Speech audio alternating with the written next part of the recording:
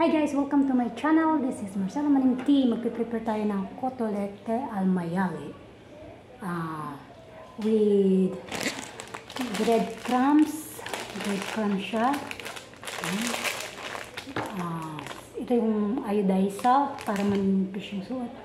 Ang suot yung egg. Ito na. Start na natin. Una ay natin yung egg. And syempre,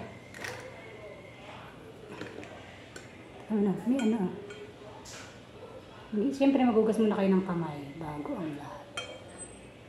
Ano ba yan? Tapos gawin ng ganun. Tapos, lagyan natin ng iodized salt. Gustong-gusto ito ng mga bata. O kaya may mga junakis. I-prepare natin yung breadcrumbs. Yung breadcrumbs yung ganito. Kanya, hindi yung breadcrumbs na malalaki yung maninipis. Yan. Yan.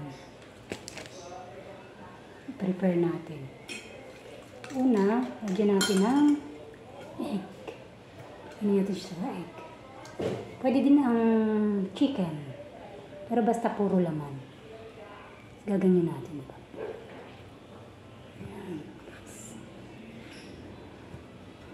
Diba yan? Hindi mo nang pisa-pisain ganyan para lumalapad. Ayan. Tapos piprito na siya, diba? Then, ganun. Ganun lang. Iwisip niyo. Masarap guys to.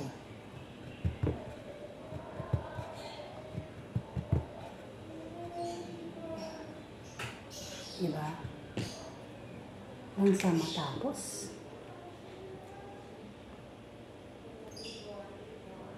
Favorite ito ng mga bata. Yung breadcrumbs na bibili nyo ay Marby siya. Marby.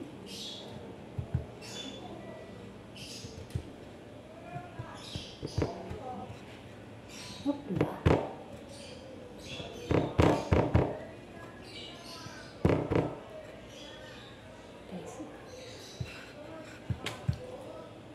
Diba madami na siya.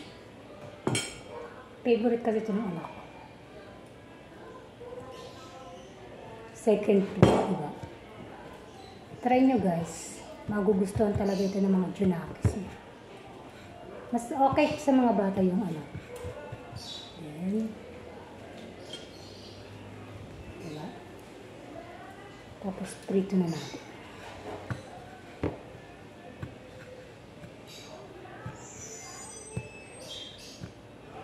Dali na ito, piprito na lang siya. Babaan nyo lang yung apoy para sa pagpiprito. Tingnan natin para baka magkulang. Yan. Diba? Hindi ko naman lahat yung sobrang dami.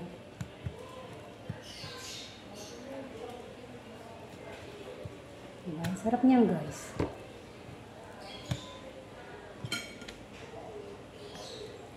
Paano ko mapipindot to? Okay, thank you for watching. Bye!